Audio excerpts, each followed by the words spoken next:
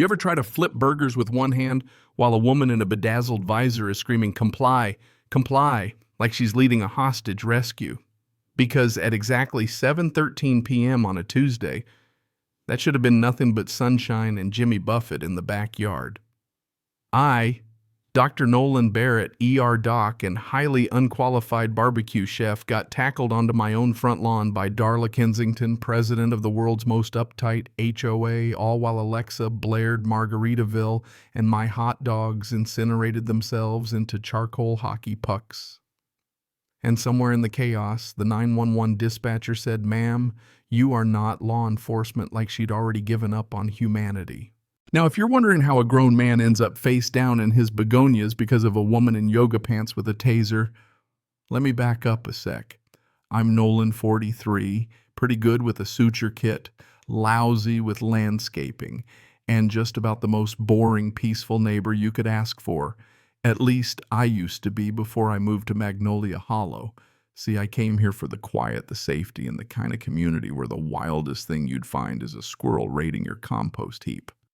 Instead, I landed right in the crosshairs of Darla, former mall cop, current dictator of the HOA, and proud owner of a German Shepherd named Justice who actually wore a reflective vest.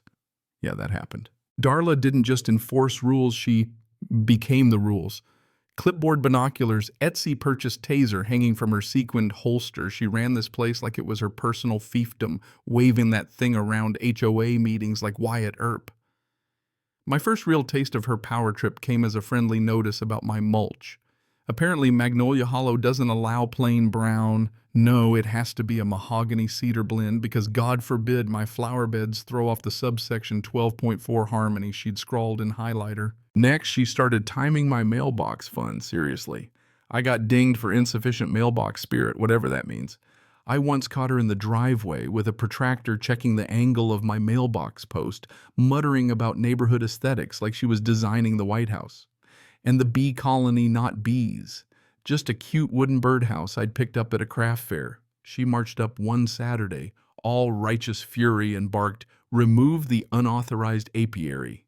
Immediately, I tried to explain it was just decorative, even pulled out my calmest doctor voice, but she acted like I'd set up a meth lab in my roses. Within days, she'd installed a motion-activated camera pointing straight at my backyard night vision zoom the works. The first morning I noticed it, I was outside in my bathrobe watering tomatoes and heard that robotic whir as the lens zeroed in. I waved. The camera whirred louder. When I added a pergola fully pre-approved, mind you, Darla called it an unsanctioned gazebo-based threat to architectural harmony. She actually threatened me with a $17,000 fine, and I kid you not, 2 chickens. When I asked chickens for what, she just patted her taser like it was a warning shot and hissed, "Non-compliance has consequences." From there, things got weird. She left notes on my windshield about the grass length measured daily with a ruler. She filed a complaint about my coffee grinder at 6:30 a.m., invented some tranquility ordinance, and even tried to fine me because the shadows from my trees apparently violated ADA walkability because, sure, my red maple is oppressing people now. But the breaking point. That was a Thursday. I had the day off just planting some mom's phone on speaker with 911 because Darla was in my backyard taking pictures of my garden gnomes ranting through my open window. I told the dispatcher very calmly, very professionally, that I had a trespasser. That's when Darla burst through my side gate like she was storming Normandy, screaming citizens code enforcement and waving her pink jewel-encrusted taser at me. She pointed it at me with both hands like she'd studied SWAT team training videos for fun and yelled, "Drop the phone and step away from the unauthorized plantings, I'm telling the dispatcher." She's got a weapon when, bam, she tased me right in the thigh. 50,000 volts of HOA justice. The phone flew, my legs gave out, and I dropped right into my brand new flowers, twitching and cursing while Darla crowed about subduing the perpetrator. Lucky for me and very unlucky for Darla, my ring cam got the whole circus in HD. Even better, Marcus Webb, my neighbor, just happened to be walking his Pomeranian past my yard. What Darla didn't know, Marcus was a federal postal inspector. Dude didn't hesitate. He called for backup, started recording everything on his phone. And by the time the local cops rolled up, Darla was screaming that I was a dangerous HOA violator and demanding they arrest me. For a hot minute, I thought they might. The look on their faces, man, you could tell they were torn between arresting me for being tased or just arresting her for being nuts. That's when Marcus steps in, flashes his federal badge and says, "Officers, the only criminal here is the lady with the taser. You've got assault, impersonation of law enforcement, and interference with an emergency call, all federal." The mood flipped. The officers removed Darla's visor like it was some kind of ceremonial dethroning. One gently unhooked the taser from her while she babbled about presidential immunity. Then they led her away, still hollering about deep state setups and non-compliant residents. Meanwhile, I'm on my porch, sipping chamomile tea, brought over by a sweet neighbor paramedics, checking the twin taser burns on my thigh while I'm explaining, half laughing, half wincing, the difference between a taser and a bee sting. By Friday, karma came for Darla. She got slapped with 3 felonies, aggravated assault, impersonating a peace officer, and interfering with a 911 call.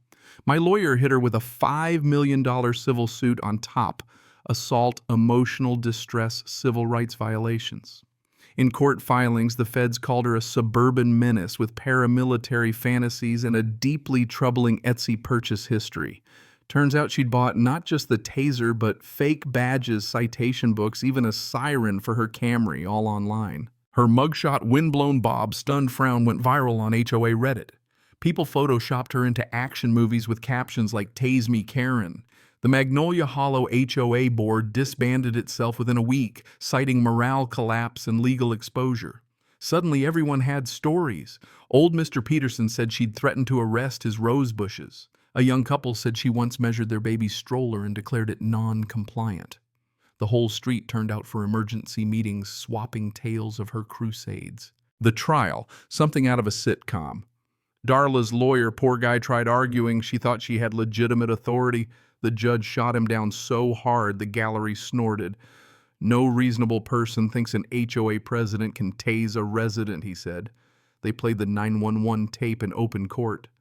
My calm voice suddenly cut by Darla's shriek and the sound of the taser. Half the jury jumped. Marcus testified, spelling out exactly how she attacked me. Even his Pomeranian Mr. Fluffington became a minor celebrity online, #Justice4Fluff. The verdict: guilty every charge.